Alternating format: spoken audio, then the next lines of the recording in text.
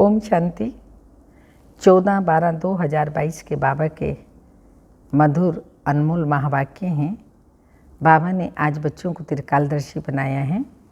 तो बाबा ने कहा तुम बच्चों को जो अलंकार दिए हैं एक्चुअली आपके अलंकार हैं, लेकिन देवी देवताओं को दिए हैं, आपको नहीं दे सकते हैं, क्योंकि अवस्था ब्राह्मणों की, बच्चों की अप डाउन होती रहती है। इसके साथ साथ बाबा ने अन्न की परहेज बताई है कि अन्न आपका बहुत शुद्ध और पवित्र होना चाहिए। साथ साथ बाबा ने कहा श्रीमत पर चल करके तुमको अपना जीवन बनाना है और संघ की भी संभाल करनी है। सुनते हैं मधुर महावाक्य। मीठे बच्चे, तुम्हें ज्ञान का तीसरा नेत्र मिला है। तुम त्रिकालदर्शी बने हो, लेकिन यह अलंकार अभी तुम्हें नहीं दे सकते हैं, क्योंकि तुम पुरुषार्थी हो। क्वेश्चन, ग्रस्त में रहते कर्म अवश्य करना है, लेकिन किस एक बात की संभाल जरूर करनी है? आंसर, कर्म करते व्यवहार में आते अन्न की बहुत परहेज रखनी है। पतितों के हाथ का नहीं खाना है, अपने को बचाते रहना है। कर्म सन्यासी नहीं बनना है, लेकिन परहेज जरूर रखनी है। तुम कर्म योगी हो, कर्म करते बाप की याद में रहो तो विकर्म विनाश होंगे। ओम शांति। बाप बच्चों को बैठ समझाते हैं। जब कोई गीता आदि सुनाते हैं तो कहते हैं यदा यदा ही धर्मस्य गलानी भवते भारत आदि आदि। जब जब धर्म की गलानी, अधर्म की वृद्धि होती है, तब भगवान आते हैं। बरोबर धर्म की गलानी होती है, गलानी माना निंदा आदि आदि। तो भारत में धर्म की गलानी और अधर्म की वृद्धि होती जा रही है। मैं आता ही तब हूँ जब यह हालातें होती हैं। बहुत दुख है, मौत सामने खड़ा है, विनाश के लिए मूसल भी तैयार हैं। अभी तुम बच्चे जानते हो बाबा आया हुआ है आदि सनातन धर्म की स्थापना करने। ब्रह्मा द्वारा स्थापना, विष्णु द्वारा पालना, शंकर द्वारा विनाश आदि। बरोबर ये तीनों कर्तव्य अभी चल रहे हैं। अभी तुम ब्राह्मण हो और जानते हो अभी हम ब्राह्मण से देवता बन रहे हैं। अभी शिव बाबा के पोत्रे हैं। शिव बाबा का एक बच्चा, एक से फिर तुम कितने बच्चे बनते जाते हो। पतितों को पावन बनाने की सेवा कर रहे हो। यह है बेहद का यज्ञ। यज्ञ में सारी पुरानी दुनिया स्वाहा हुई थी। इस यज्ञ के बाद फिर और कोई यज्ञ नहीं होगा। सत्युग त्रेता में कोई यज्ञ रचते ही नहीं। यज्ञ रचते हैं विघ्नों को हटाने के लिए। यह तो बहुत भारी विघ्न है, तो इसके लिए बड़ा यज्ञ चाहिए। यह है बेहद का यज्ञ। इसमें पुरानी दुनिया की सामग्री जो भी है सब स्वाहा होनी है। रुद्र अथवा शिव बाबा एक ही है। जैसे शिव का रूप वैसे रुद्र का भी रूप है। श्री कृष्ण तो साकारी है। इसका सच्चा नाम ही है शिव ज्ञान यज्ञ। शिव बाबा कहते हैं, रुद्र बाबा नहीं कहते। भोला भंडारी शिव बाबा को कहते हैं। यह है शिव बाबा का यज्ञ। उसमें हमें सृष्टि के आदि मध्य अंत की नॉलेज मिल रही है। तुम जानते हो हमको ज्ञान का तीसरा नेत्र मिला है। देवताओं को तीसरा नेत्र दिखाते हैं ना, परंतु ये ज्ञान का तीसरा नेत्र जो तुम ब्राह्मणों को मिलता है, जिससे तुम देवी देवता बनते हो।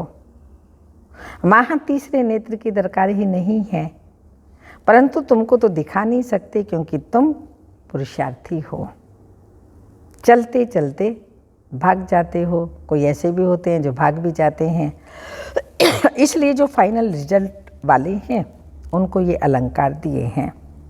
नहीं तो देवी देवताओं के पास थोड़ी शंख चक्र आदि है। ये सृष्टि चक्र के आदि मध्य अंत की नॉलेज तुमको सुना रहे हैं। उन्होंने फिर शास्त्रों में लिख दिया है, स्वदर्शन चक्र से फलाने को मारा, यह किया। बाप कहते हैं मैं तो पतितों को पावन बनाने आता हूँ। इसमें हिंसा की तो बात ही नहीं। देवताओं का है ही अहिंसा परमो धर्म। श्री कृष्ण के लिए फिर हिंसा करना लिखा है। कैसे वंडरफुल चित्र बनाए हैं। वहाँ ही गीता सुनाते, राजयोग सिखाते, वहाँ ही फिर किसी को मारते। ऐसा होता है क्या? तो बाबा ने कहा ऐसा तो नहीं है। बाप को याद करते ही इसलिए हैं कि आकर पति दुनिया को पावन बनाओ, राजयोग सिखाओ। बाप कहते हैं ज्ञान का सागर नॉलेजफुल मैं ही हूँ। तुमको नॉलेज मिल रही है, इसको ही अमर कथा कहते हैं। वह तो शिव शंकर को एक कह देते हैं। शंकर सूक्ष्म वतनवासी, वो कैसे कथा सुनाएंगे? उनको तो नॉलेजफुल नहीं कहा जाता। शिव बाबा सारे सृष्टि चक्र का राज समझाते हैं, जो नॉलेज कोई के पास नहीं है। बाप धनी को न जानने के कारण ऑर्फन बन पड़े हैं, लड़ते झगड़ते रहते हैं। सत्युग में कोई झगड़ा होता ही नहीं, न रोना न पीटना आदि आदि। इसलिए मोहजीत राजा की कथा सुनाते हैं। कथाएं तो ढेर हैं, हर एक धर्म में किस्म किस्म की कथाएं हैं, जो सब भक्ति मार्ग की सामग्री है। भक्ति करते भगवान से मिलने के लिए आधा कल भक्ति करते आए हैं, भगवान तो किसी को मिला ही नहीं है। अब बाप ने तुम बच्चों को परिचय दिया है, तुम्हें फिर औरों को देना है। सन सोज फादर आदि आदि। तो बाप का परिचय दे सबको, नॉलेज बताते रहते हो। तुम हर एक बच्चे की बुद्धि में है शिव बाबा हमारा रूहानी बाप है। यह भी भक्ति मार्ग वालों को समझाना है कि तुम्हारे दो बाप हैं, एक लौकिक बाप, दूसरा परलौकिक बाप, जिसको गॉड फादर कहते हैं, जिसने ये बेहद की रचना रची है। बाप से तो जरूर वर्षा मिलता होगा ना, वह है ही स्वर्ग की रचना रचने वाला। भारत स्वर्ग था, इन लक्ष्मी नारायण का राज्य था। उन्हों को यह राज्य किसने दिया? कलयुग अंत में कोई भी विश्व का मालिक है ही नहीं। यह है ही रावण का राज्य। खुद भी कहते हैं हमको राम राज्य, नई दिल्ली में दैवी राज्य चाहिए। राम राज्य सत्युग त्रेता, रावण राज्य द्वापर कलयुग। जगन्नाथपुरी के मंदिर में बाहर देवताओं के गंदे चित्र बनाए हैं, ताज तख्त आदि नहीं है। हाँ, ताज तख्त आदि वही है, सिर्फ चित्र विकारी दिखाते हैं। जब देवताएं वाम मार्ग में जाते हैं तो धरती की उथल पाथल भी होती है, अर्थक्वेक आदि आते हैं। सोने हीरे के महल सब नीचे चले जाते हैं। पूजा के लिए कितना भारी मंदिर बनाया है। भक्ति मार्ग में आपे ही पूज्य, आपे ही पुजारी। तो बाप समझाते हैं मैं तो पुजारी बनता ही नहीं हूँ। अगर मैं बनूँ तो मुझे फिर पूज्य कौन बनाएगा? मैं न पतित बनता हूँ न बनाता हूँ। पतित तुमको रावण बनाते हैं, जिसको जलाते आते हैं। इस समय पाप आत्माओं की दुनिया है, गाते भी हैं पतित पावन आओ। फिर कह देते हैं पतित पावन सीताराम। झट त्रेता वाले राम की याद आ जाती है। अब वह तो पतित पावन है ही नहीं। बाप ये सब बातें समझाते हैं। तुम सब सीताएं हो, द्रौपदियाँ हो, एक की बात नहीं है। द्रौपदी को 5 पति दिखाते हैं, ऐसी बात तो है ही नहीं। भारत ही प्राचीन पवित्र खंड था, क्योंकि पतित पावन परम पिता परमात्मा का बर्थ प्लेस है। उसने यहाँ आकर पतित नरकवासियों का उद्धार किया। सब धर्म वाले गॉड फादर को याद करते हैं, क्योंकि तमो प्रधान हैं। इब्राहिम बौद्ध आदि सब इस समय हाजिर हैं। पहला नंबर पहला नंबर ब्रह्मा भी पति दुनिया में है, तो और कोई वापस जा कैसे सकता। सभी इस समय कब्र दाखिल हैं। बाप आकर सबको गति सदगति देते हैं। सतयुग में भारत पवित्र था। देवताओं के आगे गाते हैं, आप सर्वगुण संपन्न, संपूर्ण निर्विकारी, आदि आदि हम विकारी हैं। इस समय सब विकारी हैं। सबको निर्विकारी बनाने बाप को आना पड़ता है। तो पतित पावन बाप ठहरा, ना कि पानी की नदियाँ। पतित पावन ज्ञान सागर से निकली हुई ये ज्ञान गंगाएं शिव शक्ति सेनाएं हैं। शिव से ज्ञान का कलश मिलता है। बाप कहते हैं, बच्चे गृहस्थ व्यवहार में रहते पवित्र बनो। कर्म भी जरूर करना है। यह है ही कर्म योग। कर्म संन्यास तो हो ही नहीं सकता। वह समझते घर में खाना नहीं खाते, भीख पर गुजारा करते हैं, इसलिए कर्म सन्यासी हैं। वो तो फकीर ठहरे। अन्न तो विकारियों का पेट में पड़ता है तो अन्न दोष लग जाता है। पतित घर से भल निकल जाते हैं, फिर भी जन्म तो पतित के घर में ही लेना पड़ता है। तुमको भी अन्न असर करेगा, इसलिए परहेज रखी जाती है। पतित का अन्न नहीं खाना चाहिए। जितना हो सके अपने को बचाते रहो। कोई का बहुत झगड़ा भी हो जाता है। एक भाई ज्ञान में आता, दूसरा नहीं आता। ऐसे तो बहुत केस होते हैं। इतना बेहद का राज्य लेते हो तो ज़रूर कुछ झगड़े तो होंगे ना। कोई भी हालत में तुमको अपना बचाव रखना है। मुक्ति तो कोई पाते ही नहीं, कपोड़े मारते रहते हैं। हम ज्योति ज्योत में लीन हो जाएंगे। समझाते समझाते आखिर उन्हों की बुद्धि में भी आ जाएगा कि ये बात तो ठीक है। सतयुग की आयु अगर लाखों वर्ष होती तो संख्या बहुत बढ़ती जाती। अभी तो संख्या और ही सबसे थोड़ी है, क्योंकि कन्वर्ट हो गए हैं और धर्मों में। देवता धर्म वाले हैं सूर्यवंशी। राम को भी क्षत्रियों की निशानी दी है, तीर कमान। अभी तुम रूहानी क्षत्रिय हो, माया पर जीत पाते हो। इसमें समझने की बड़ी बुद्धि चाहिए। योग भी बड़ा सहज है। आत्माओं का योग लगता है परम पिता परमात्मा के साथ। योग आश्रम तो बहुत हैं, परंतु वह सब हठ योग करते हैं और कराते हैं। ये थोड़ी कहते हैं परम पिता परमात्मा के साथ योग लगाओ। तुम बच्चे जानते हो, बाबा हमको दलाल के रूप में मिले हैं। कहते हैं मामी कम याद करो तो खाद निकल जाएगी। याद करते करते तुम मुक्ति धाम में चले जाएंगे। तो बाप बैठ समझाते हैं, बच्चे दुनिया का हाल देखो क्या हो गया है। तुम जो विश्व के मालिक थे, अब बैगर बन पड़े हो। फिर बैगर टू प्रिंस बनना है। भारत बैगर है। पतित राजाएं पावन महाराजा महारानी के मंदिर बना कर के पूजा करते हैं। निराकार शिव बाबा की पूजा करते हैं। जरूर कुछ किया होगा। कितने मंदिर हैं। तुम अभी जानते हो 5000 वर्ष पहले भी आकर राजयोग सिखाया था। तुमने अनेक बार राज्य लिया है और गंवाया है। अब फिर शांति धाम सुख धाम को याद करो, दुख धाम को भूलते जाओ। ये सब विनाश होना है, फिर तुम स्वर्ग के मालिक बन जाएंगे। बाप कहते हैं, मैं तुम्हारा बेहद का बाप भी हूँ। तुमको बेहद का वर्षा देने आया हूँ। तुम्हारी दिल में खुशी है। हम अपनी राजधानी श्रीमत पर स्थापन कर रहे हैं, परंतु है सारा गुप्त। रावण पर जीत पानी है, गाया भी जाता है।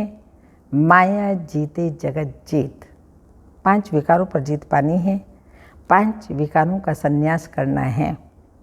खिवैया तो एक बाप है, सबकी सदगति करने वाले सतगुरु बिगर घोर अंधियारा। भारत में गुरु बहुत हैं। हर एक स्त्री का पति भी गुरु है। फिर इतनी दुर्गति क्यों हुई है। कह देते हैं सब ईश्वर के रूप हैं, हम ईश्वर हैं। फिर योग किससे लगाएं। सभी ईश्वर हैं तो योग किससे लगाएंगे। फिर तो भक्ति ही बंद हो जाए। फिर हे भगवान कह किसको बुलाते हैं, साधना किसकी करते हैं। खुद ईश्वर थोड़ी कभी बीमार पड़ता है, परंतु कोई पूछने वाला नहीं, डरते रहते हैं श्राप ना मिल जाए। वास्तव में श्राप देने वाला रावण है। बाप तो वर्षा देते हैं, रावण दुश्मन है, इसलिए जलाते रहते हैं। श्री लक्ष्मी श्री नारायण के चित्र को कब जलाते हैं क्या? बिल्कुल नहीं।